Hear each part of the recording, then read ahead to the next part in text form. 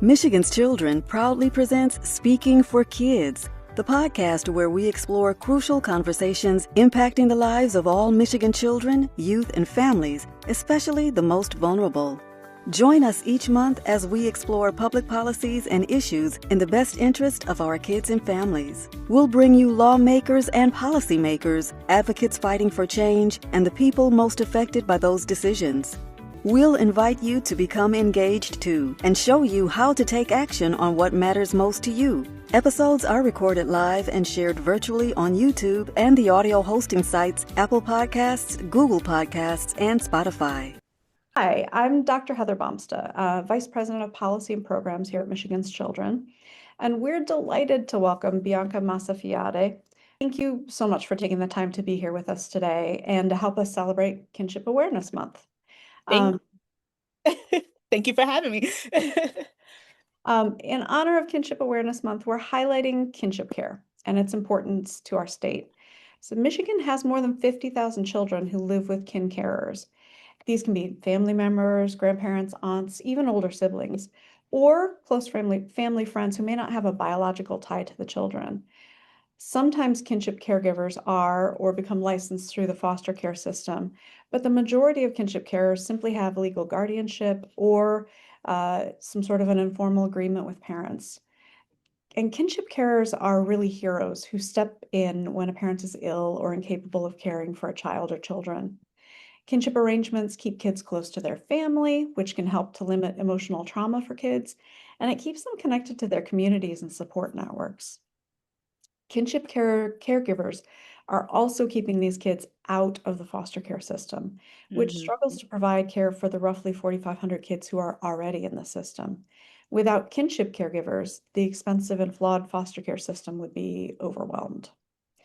But being a kinship caregiver isn't easy. Often these people are taking responsibility for kids unexpectedly, and that can stress their own financial, emotional, and physical resources.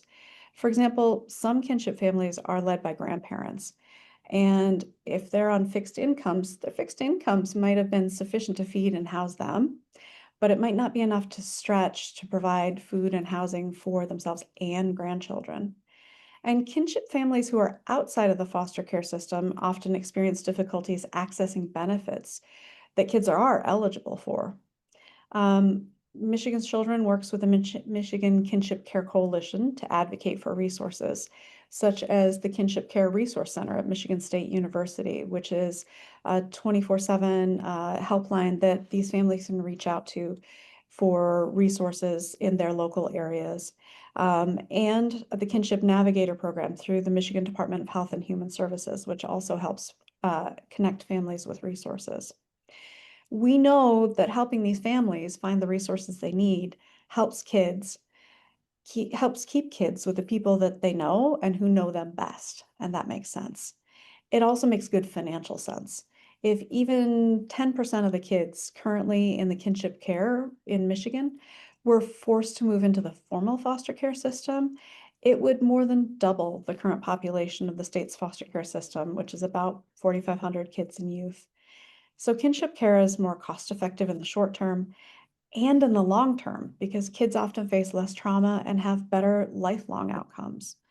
So now I want to stop talking and talk more with you, BeAnka, about yourself. And so tell us a little bit about you and how you launch Osofomaame and maybe what it means and why kinship is important to you. Okay, great. Yes. So my name is BeAnka Masefiade. Hello, everyone.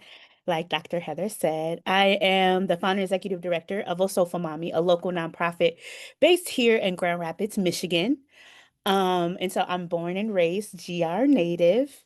And a lot of this work, Osofomami means pastor's wife in the Akan West African language of Ghana. So I am married to a Ghanaian pastor and school teacher, and we were doing some ministry work over there, and then came and decided to settle here in my hometown to do work around supporting Black families in the foster care child welfare system. Osofomaame really was birthed out of my own personal experience in the child welfare system in a kinship placement, and then my professional experience working at different capacities within foster care and child welfare. We've been doing this work for years. We officially became formalized as a 501(c)(3) in 2021, just really out of seeing the gaps and the glaring disparities of Black children uh, and families that they were facing within the child welfare system, particularly here in Kent County and beyond.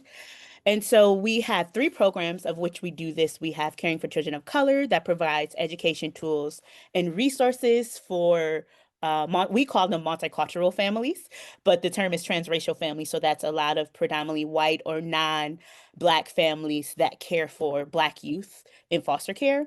We have Abundant Life Academy, which serves foster youth that are aging out of the foster care system. So we teach them different life skills, provide wraparound supports and mentorship. And then we have an initiative called We Are the Village. And so what We Are the Village is our family preservation work, as well as our advocacy and educational work.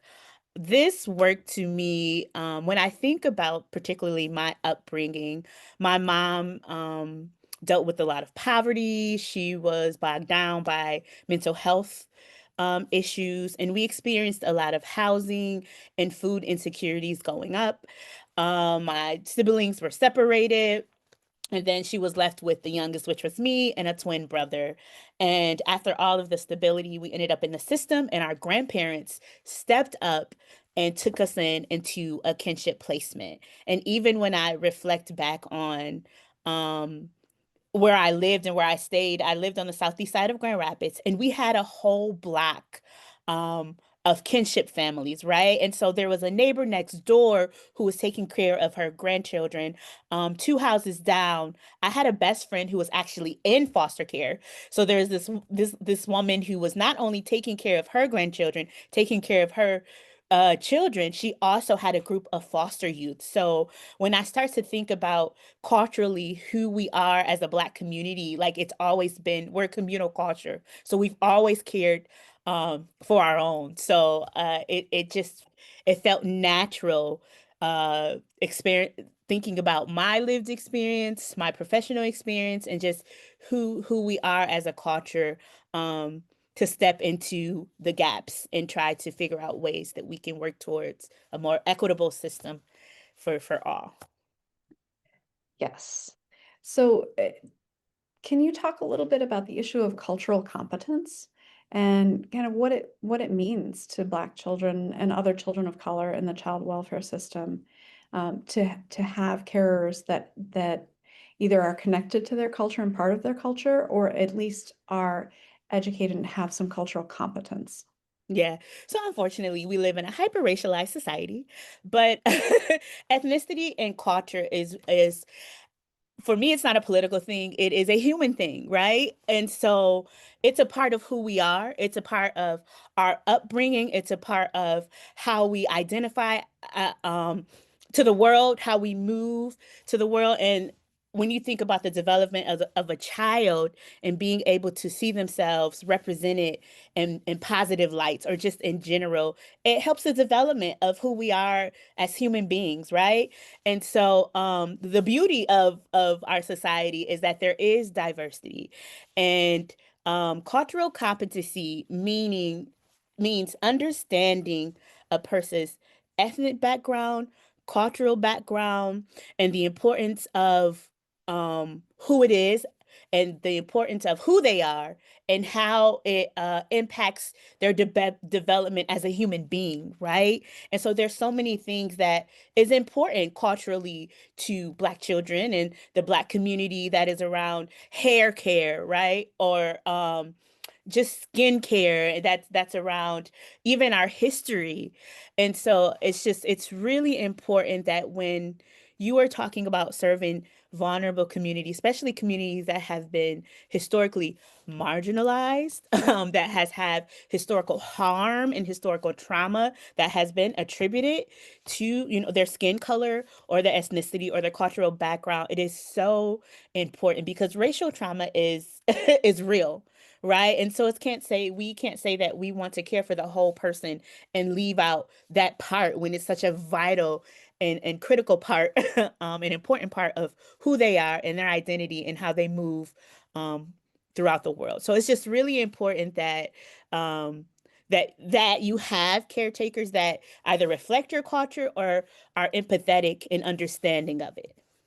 Yeah, I mean, especially on top of the trauma already of being removed from, the family, the people that you know best, the Yeah. community, potentially moving schools, things like that, having food, food is Hmm. important to kids, and a lot of kids are picky eaters, so having food that's similar to what they've been used to, right? Yeah. Having somebody who can help them with their hair care. Those are important things. I did some work once with a foster family that had a young woman who was of Latina origin, and Hmm. she was coming up on her quinceañera. And so this is a huge celebration for a 15-year-old girl in the Latin culture. And y- the foster mom really wanted to do that for her so that she didn't miss that experience. So, cultural competency can mean a lot to kids. Hmm. So Hmm. we want to learn a little bit more about the mission of Osofomaame. Hmm. And it's to address the overrepresentation of Black children and youth in foster care and the child welfare system. And so for those who aren't aware, the data shows that while only 16% of kids in Michigan are Black, they represent 29% of the foster care population. So, what do you see as some of the underlying issues behind this overrepresentation of Black children in the child welfare system? And how is Osofomame working to help Black children and families in and outside the formal child welfare system? Awesome. So some of the things that I see that are some of the underlying issues is systemic failures, right? So it stems from a long history of institutional and systemic racism, economic disenfranchisement among Black communities, biased in reporting practices, the lack of like just cultural competency or empathy or responsive supports. Black families are more surveilled than any other group, right? They're judged more harshly, and there's less resources and help when poverty is a lot of times mistaken for neglect. Some of the ways we here at Osofamami are working towards that. We're working um, towards and focusing kind of on prevention and healing and empowerment. We have culturally centered caregiver support groups amongst bio parents and kinship parents. We're working with youth to get them connected to mentorship and local organizations that are already serving youth in that capacity, uh, providing direct resources, figuring out how to connect them to um, emergency assistance and legal aid, and then just general overall education and awareness among our community. Just because of historical harm, there's a lot of gaps within the knowledge and understanding of awareness around foster care and the implications and the impact specifically on the Black community here in Kent County. And so we are very adamant about just bringing general awareness around foster care, the importance of being involved and engaged in foster care, and how it's impacting the overall community and the Black community. So, yeah. All right. And in terms of retention and recruiting Black families to be part of the Hmm. foster care system, um, y- is there a lack of Black families in Kent County that are available to take in Black children? I don't think that there's Common nationwide, right? Yes, There's right. So often a shortage. I don't think that there's a lack of availability. I think that there's a gap that I started speaking on that earlier, a gap of education and awareness, and then policies within different organizations don't always translate to practice, right? So I'm an organization that says I honor and I respect DEI. I value representation within my organization, but what am I doing to engage or recruit the Black community, right? So how am I engaging Black churches or schools, or how am I engaging the Black community? How am I informing them? And I think sometimes you have to we talked a little bit about cultural competency. You have to get creative, right? And sometimes out of the box when it comes to communicating and engaging different groups that may not, be your traditional group that you're used to engaging with or marketing to. So I think it's important to know that they are out there and they exist, but it's important that agencies are intentional in the way that they are recruiting and engaging and supporting families, Black Yeah. families. Yeah. Yeah. So talk about what are some of the unique challenges that kinship caregivers face compared to traditional foster parents, especially in Black and other marginalized communities? And what kind of supports, be they financial, emotional, systemic, would help these families most? So a lot of kinship caregivers face all kinds of distinct challenges. They often receive little to no financial support that a lot of licensed foster families get. They're doing the same work, if not even more, right? A lot of them take in the children unexpectedly, and without the benefit of like training or guidance, or like a structured support system. In a lot of Black and marginalized communities, they're also likely to be navigating poverty, systemic discrimination, and trauma, the same trauma that got the child in care in the first place. So there's a lot of just stigmas and barriers around that, and just overall general lack of support.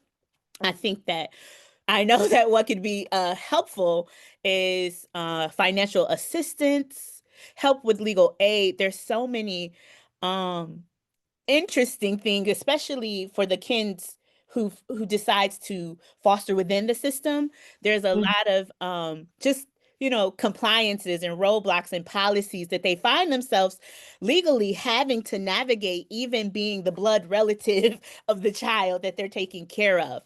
So just clear communication on helping them navigate their rights.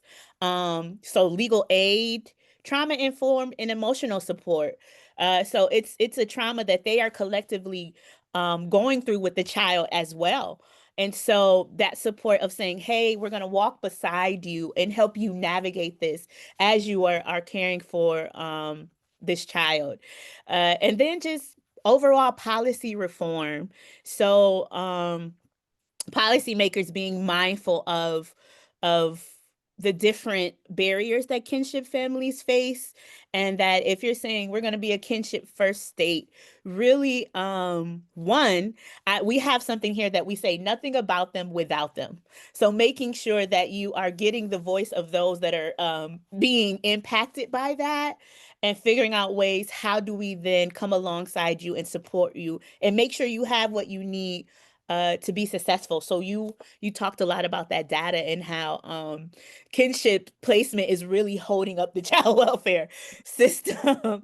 And so yeah. So financial assistance, legal aid, trauma informed support, and policy reform.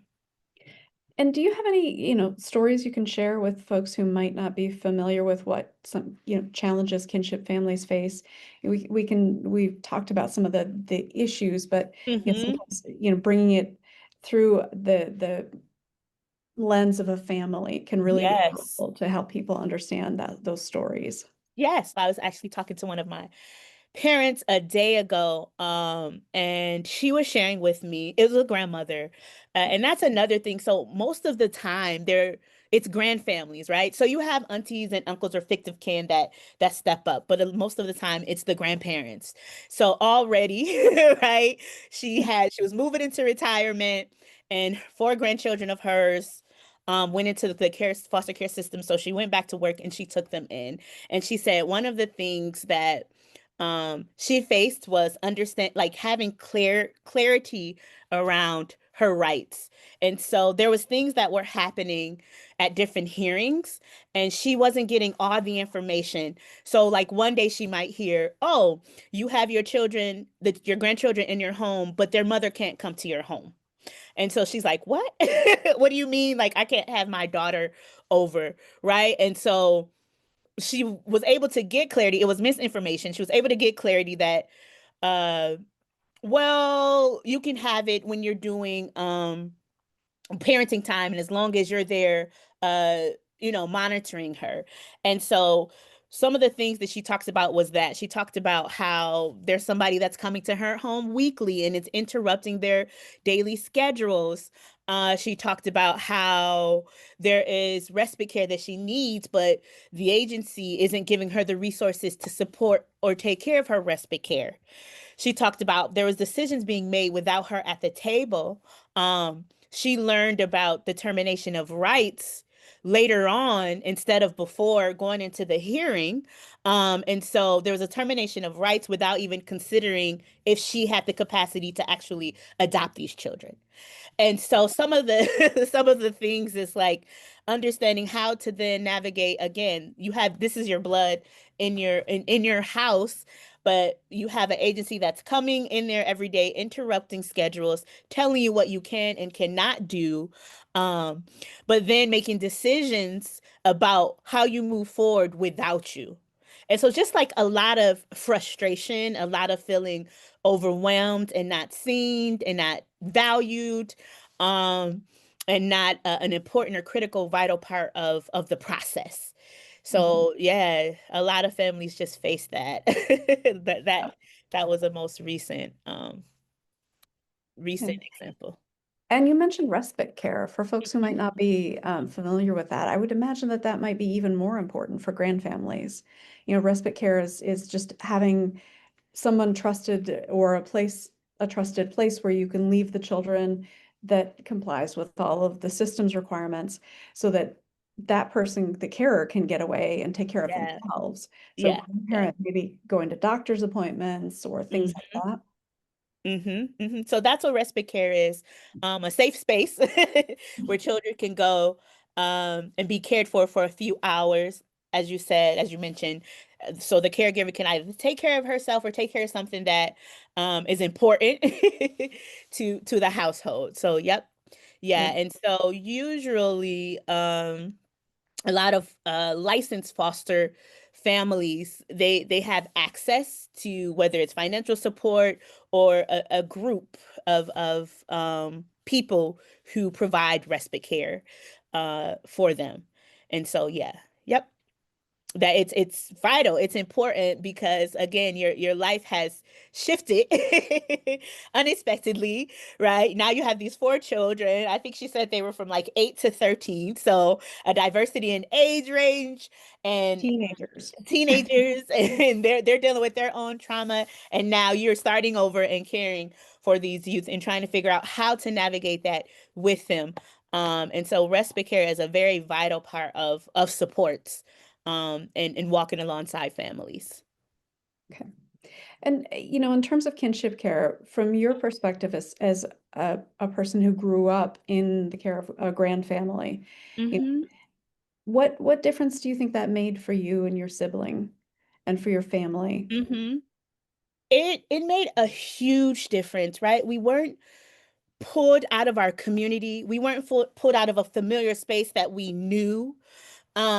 We were with someone that was safe, someone that loved us. We were still connected to our cultural identity, which is really big and huge for marginalized communities and Black communities. Um, it helped lessen some of the trauma and navigate the trauma. There was still trauma because even within that, there's so many different dynamics of that, right? And so my grandmother was very traditional and old school, and she's like, these are my grandchildren. You're not going to come in here and tell me what to do with my grandson. So just navigating, all of that. And so it made a huge difference when I look back and I reflect on our journey. And though we were split up, when we got older, there was still like that one place where we are now mending relationships with uh siblings who weren't able to grow up with us. And so, yeah, it provided a sense of stability, and comfort, and it provided a sense of, I know, the familiarity and continuity within our culture, and within our development. So it was extremely vital, and helpful. Okay. Hmm. And I know that Osofomaame is also focused on creating change at the systemic level. Hmm. What policy changes or advocacy efforts would make the biggest difference for Black children in kinship care and in foster care? And are there ways that community members and organizations can partner with you to push for that change?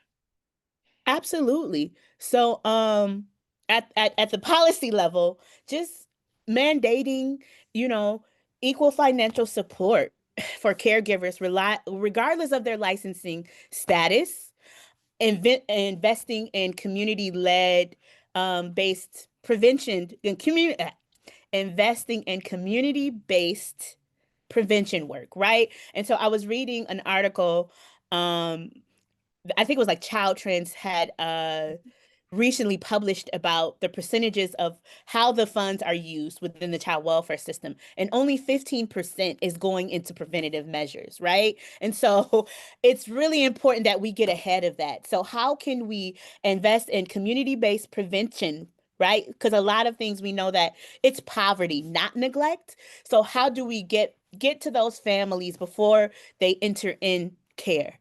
Yeah. And then when they do find themselves in care, how are we making sure that we're supporting reunification, and we're supporting a permanency plan that supports kinship families? So mandating equal financial support, investing in those community-based and led prevention and support programs, and reforming like mandatory reporting laws, right? We know that those laws disproportionately target Black families. And so working on dismantling those, and establishing legal guardianship pathways that are culturally sensitive and accessible, and don't require like this full systemic involvement. A lot of Black and BIPOC communities have been hurt by systems, and there's trauma, there's systemic trauma. And so sometimes their response is to that trauma because the systems have failed them, right?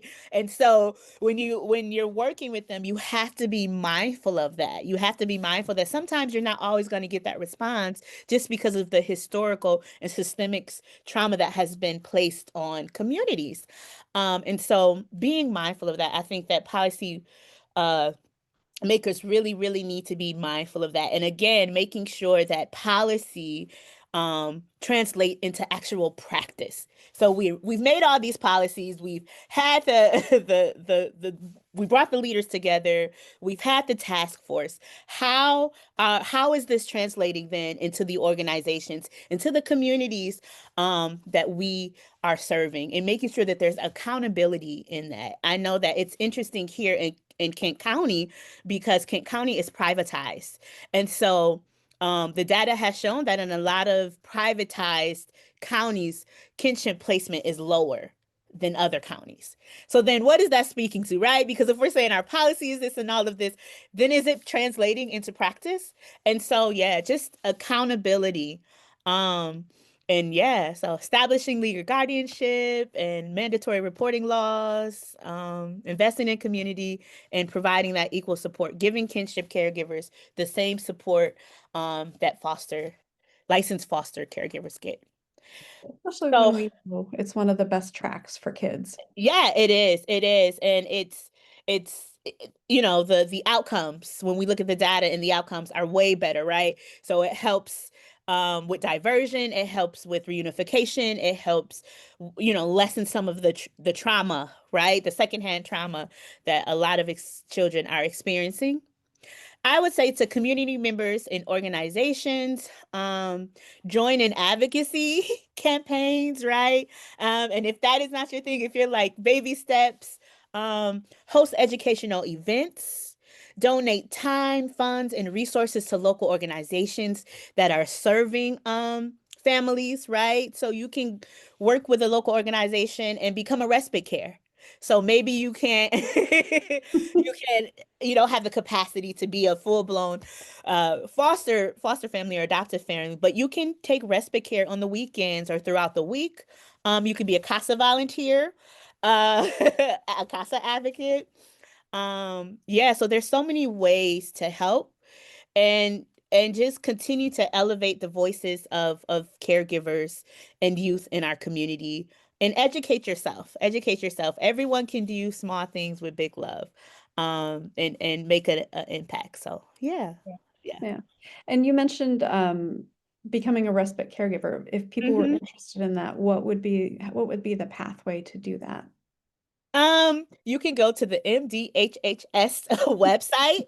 So it varies by your county, right? It's because we're talking about all of Michigan. We specifically serve Kent County, and so I would say connect with Foster Kent Kids or the WNPC website, and then or directly to the 5 agencies that we serve that serve here, that service foster and kinship families here, in Kent County, or connect with Yeah. us on our website and we'll love to direct you. So yeah, start at MDHHS or Google some of the local agencies in your county, and message them directly and say, hey, I'm interested in being a respite caregiver for foster or kinship families. How do I get started with that? So yeah.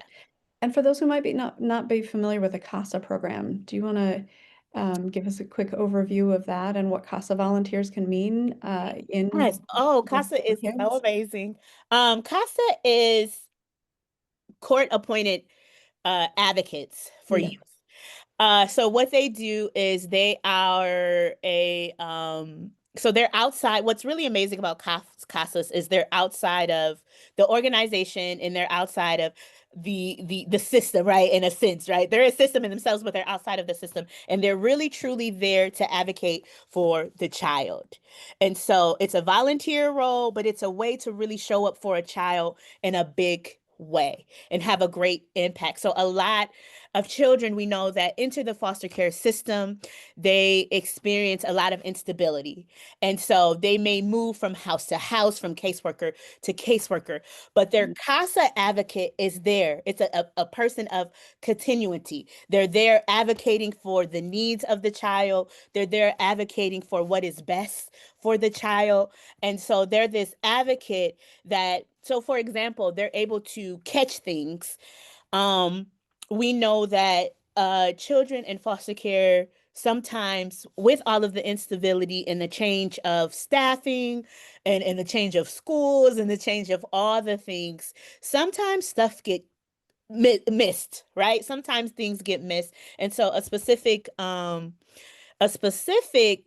story that I remember having a conversation with a CASA volunteer was there was a child who was experiencing different behaviors within the classroom. And instead of getting, any type of services or taking tests, they just deemed the child was acting out, right? Yes, Right. the child was translating their trauma, but it wasn't just something that they were choosing to do. And after a while, the CASA volunteer was able to step in and say, hey, have you ever thought of like testing the child for XYZ? We know that they're in foster care. We know that there's traumas and behaviors connected to that trauma, but is there something deeper going on?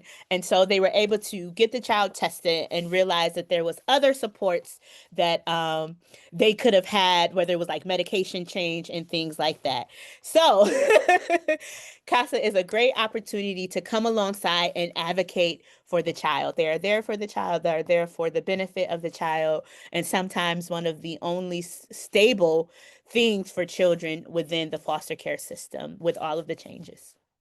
Thank you. Yeah. Thank you for that. The one other thing you mentioned is prevention, and I'm just going to take a minute to put in a plug for right now the state budget process is going on, and the Children's Trust of Michigan, which is the sole organization in Michigan that provides funds for primary prevention of child abuse and neglect, is not in all of the budgets. And so It's not a huge amount, but this funding goes to 10 family resource centers across the state that work in all the counties of the state. And they do try to help keep families together, families that are under stress, by connecting them with the resources that they need, which can really help divert families away from needing kinship care, needing to engage the child welfare system.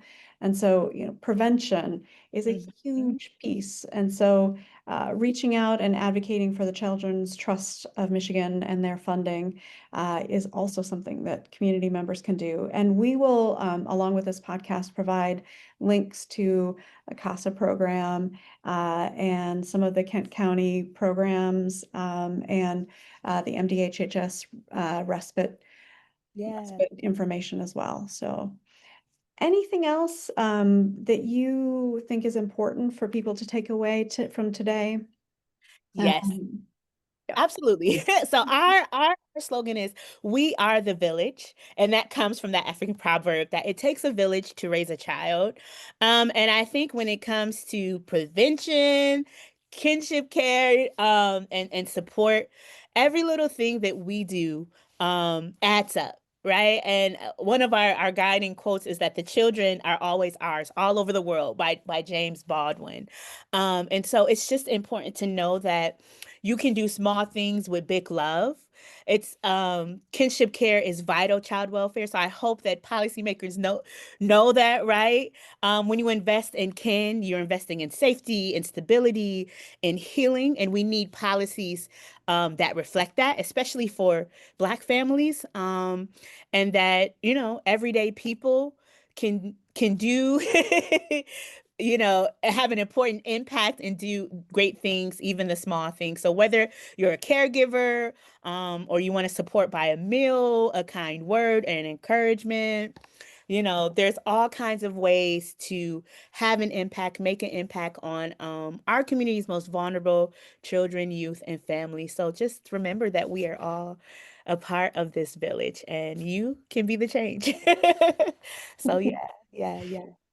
Thank you so much. And, we're really, really glad that your organization is here and doing that very important work in Kent County and across the state. And we look forward to staying connected with you and seeing what new things you get up to over this next little bit. And thank you again for joining the podcast. This is Michigan's Children's Speaking for Kids. And thank you for listening. And, again, as BeAnka so beautifully said, it does take everybody to pitch in and support kinship families. So if there are kinship families in your life or in your neighborhood, finding ways to just step up for them and be there, or finding ways to step up for children in your community who might be going through some of the disruption that comes with being in a part of a kinship family or being in the foster care system. Thank you again. Thank you. You've been listening to Speaking for Kids, the podcast for Michigan's children. Thanks for joining us. To explore these and other issues relevant to our state's children, youth, and families, and to build your advocacy muscle, go to our website at www.michiganschildren.org. You'll find links and news about past and future podcast topics under our Resource tab and action alerts under the Take Action tab. Find and like us on Facebook and Twitter. And Stephen Wallace produced this podcast. Contact them with your questions and ideas for other topics. Michigan's Children is a nonprofit advocacy organization, an independent voice working to reduce disparities in child outcomes from cradle to career through policy change.